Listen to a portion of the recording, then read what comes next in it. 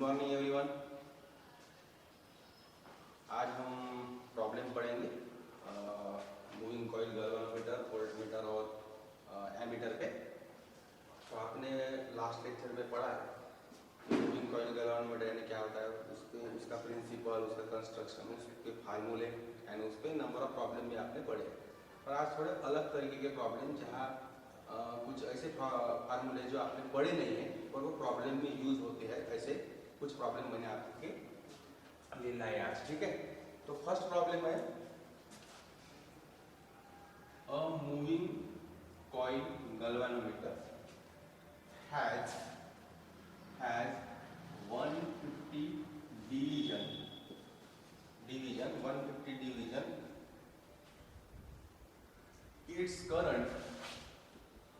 its current sensitivity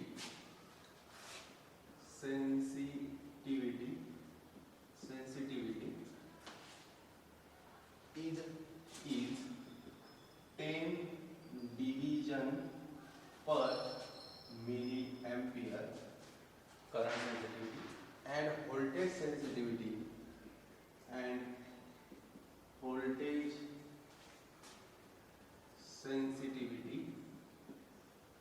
sensitivity is 2 division per volt, 2 division per millivolt, 2 division per millivolt. In order that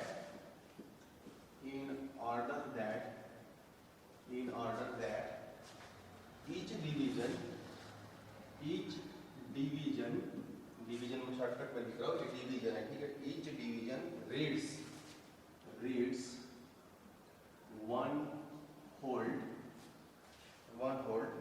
The resistance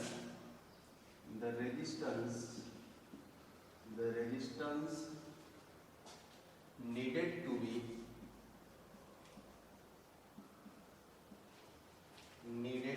be connected in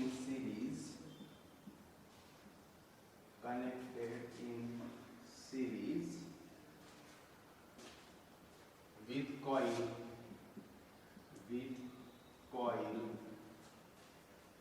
will be बहुत ही important problem है। ठीक है, पहले problem पढ़ लो आप, उसमें से इंफॉर्मेशन निकाल के क्या क्या दिया है, और फिर बाद में सोचना है कि आपको क्या निकालना है, क्या यूज करके क्या निकालना है। ठीक है, तो मूविंग कॉइल गैल्वेनोमीटर दिया है, कितने डिवीजन का मूविंग कॉइल गैल्वेनोमीटर है, 150 डिवीजन का, यानी ये मूविंग कॉइल गैल्वेनोमीटर है, इसकी स्केल है। ठीक है, यहाँ पे पॉइंटर, ठीक है, और यहाँ पे ऐसे नंबर ऑफ डिविजन्स है। जैसे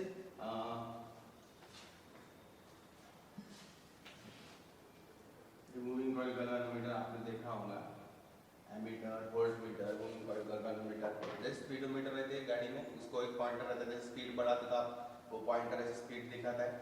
तो हर एक जो स्पीड रहती है 10, 20, 30, these are the number of divisions.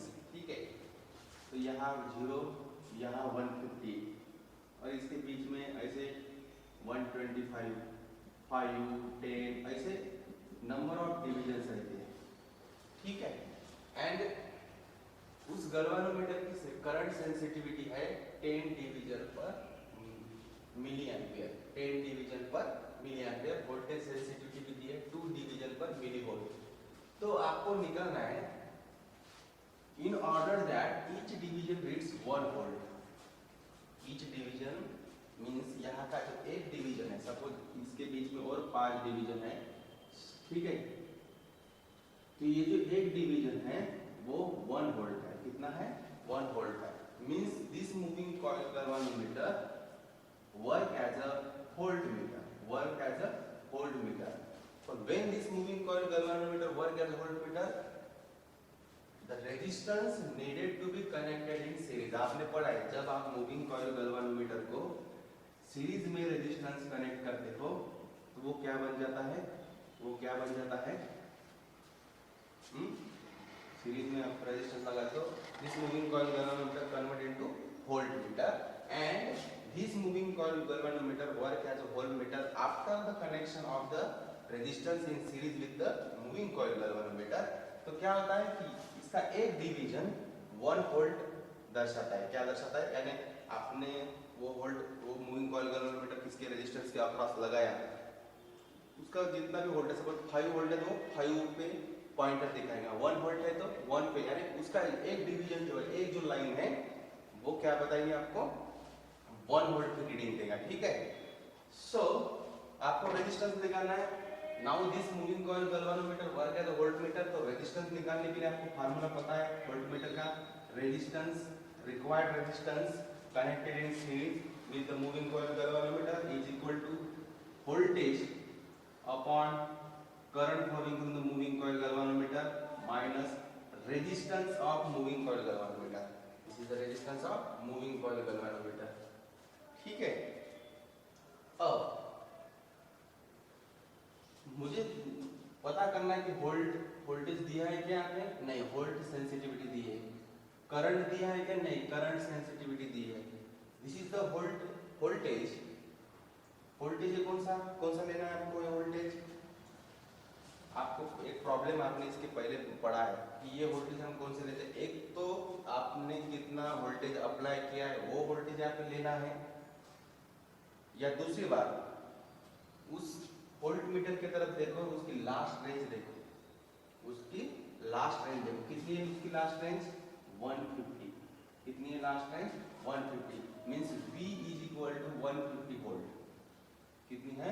150 volt. अब नाउ IG, ये वोल्टेज है, कौन सा लेना है? एक तो किसी प्रॉब्लम में अगर सपोज ऐसा बताया कि इतना इतना वोल्टेज अप्लाई किया है तो आपको कितना रेजिस्टेंस लगाना है फुल डिफ्लेक्शन के लिए, तो वो वोल्टेज ले सकते हो। नहीं तो वोल्टेज अगर दिया नहीं है, अगर आपको रेंज दी है मूविंग कॉइल गैल्वेनोमीटर की, तो लास्ट रीडिंग जो रहती है ना 150 वोल्ट, वो वोल्टेज आपको लेना है, क्योंकि इस फुल डिफ्लेक्शन के लिए आपको रेजिस्टेंस निकालना है। बराबर है, क्योंकि इतने रेंज का वोल्टमीटर कब बनेगा?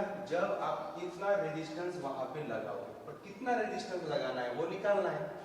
फुल रेंज के लिए 0 टू 150 वोल्ट का आपको वोल्टमीटर बनाना है। तो 150 वोल्ट का वोल्टमीटर बनाने के लिए आपको कितना रेजिस्टेंस लगाना है वो निकालना है, यानी V is equal to 150 volt. IG current, ये जो करंट है IG in the current flowing through the galvanometer और फुल डिफ्लेक्शन के लिए, ठीक है, आपको करंट निकालना है। फुल डिफ्लेक्शन के लिए करंट निकालना है तो इसका फार्मूला है। अब ये फार्मूला जो आपको बता रहा हूँ आपने वो लास्ट लेक्चर में पढ़ा नहीं है।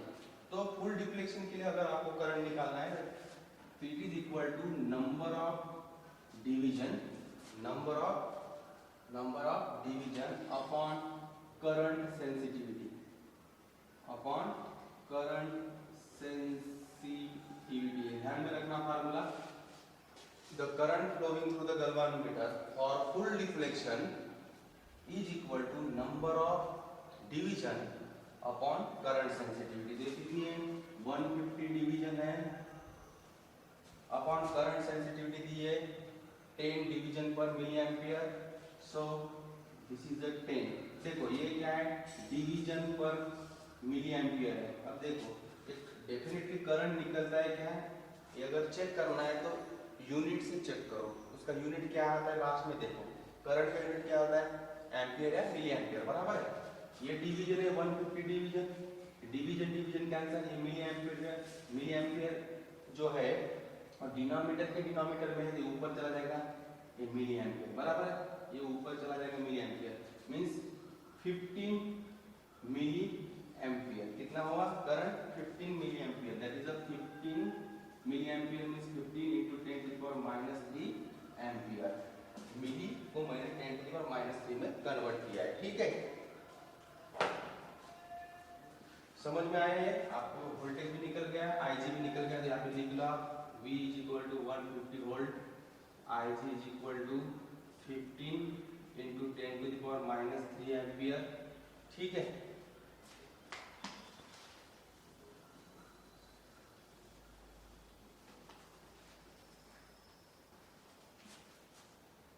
नाउ रेजिस्टेंस है कि अपने पास मूविंग कॉइल गैल्वेनोमीटर का रेजिस्टेंस दिया है कि जी की वैल्यू दी है कि नहीं दी है, तो डेफिनेटली रेजिस्टेंस यानी क्या होता है, voltage upon current, voltage upon current. Definitely Ohm's law क्या है, voltage is equal to current into resistance. Resistance किसका, गैल्वेनोमीटर का, तो गैल्वेनोमीटर का रेजिस्टेंस हम जी से इंडिकेट करते हैं, बराबर।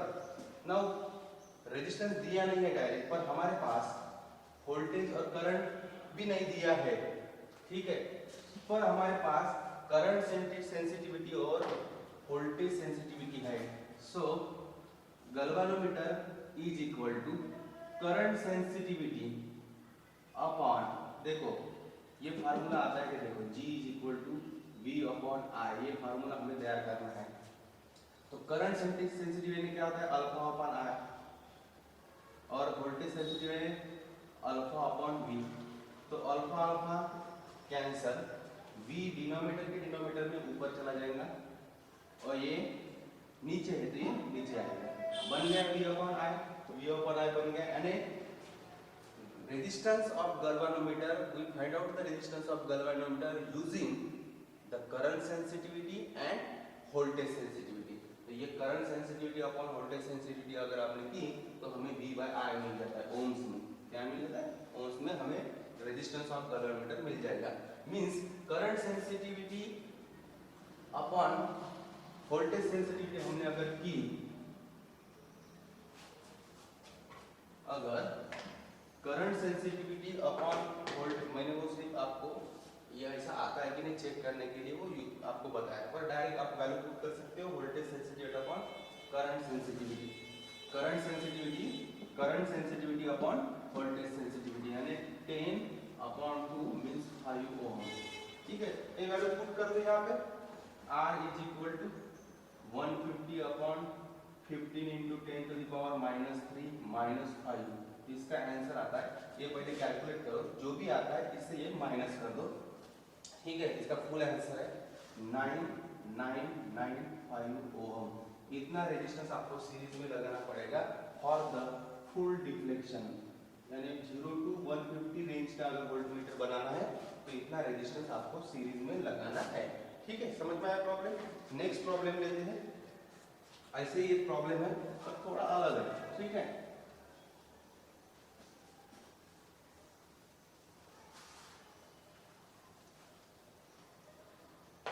galvanometer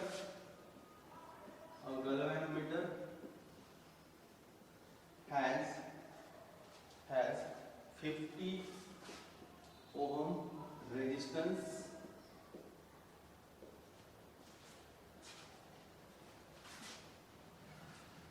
of 25 division. कितने डिवीजन का गैल्वेनोमीटर है वो, 25 डिवीजन का गैल्वेनोमीटर है और उसका रेजिस्टेंस 50 ओम है। A current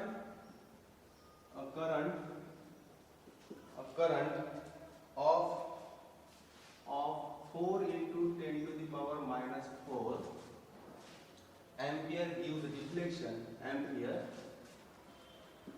gives deflection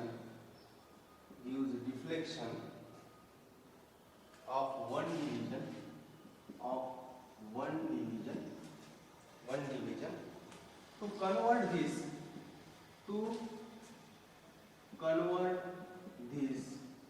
to convert this galvanometer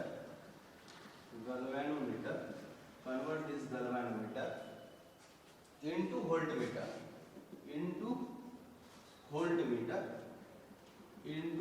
voltmeter having range कितने रेंज का वोल्टमीटर बनाना है आपको, हैविंग रेंज ऑफ 25 वोल्ट, इतने रेंज का आपको वोल्टमीटर बनाना है। इट शुड बी, तो कितना रेजिस्टेंस लगाना पड़ेगा, इट शुड बी कनेक्टेड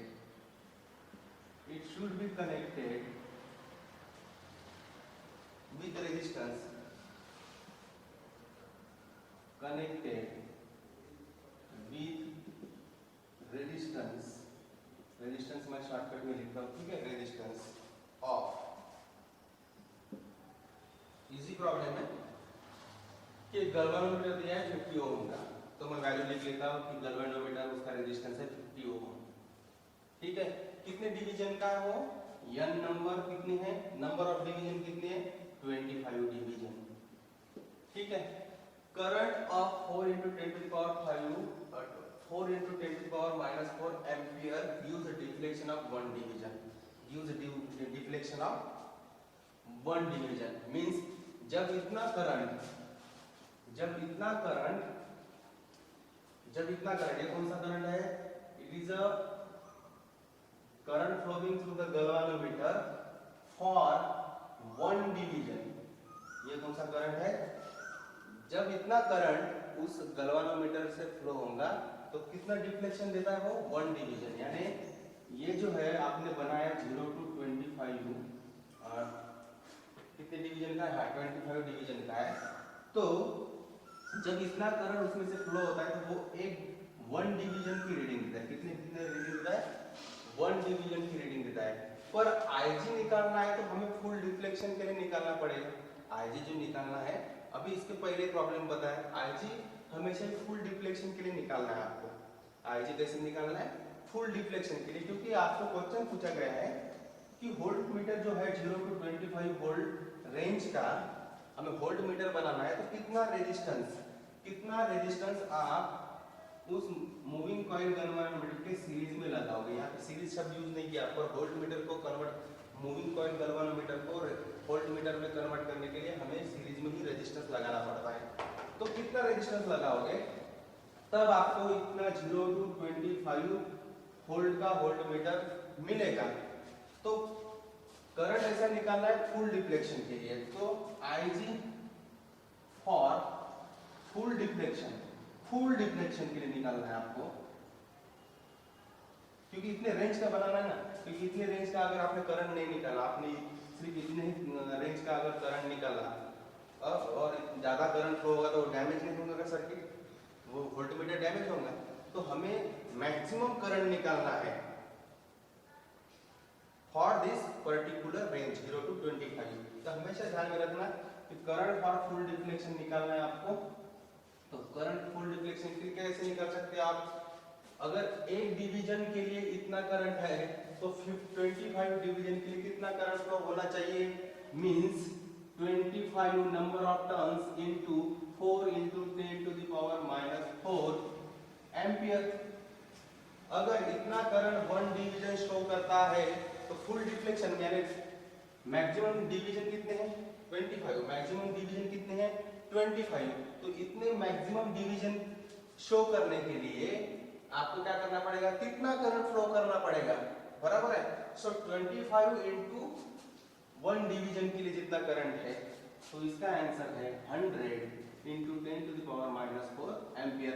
इतना करंट जब फ्लो होगा गैल्वेनोमीटर से तो 25 डिवीजन का वो डिफ्लेक्शन, फुल डिफ्लेक्शन दिखाएगा। ठीक है, करंट भी हो गया। ठीक है, रेजिस्टेंस निकालना है तो रेजिस्टेंस का फार्मूला पता है, हमने अभी पढ़ा है, V/IG माइनस G।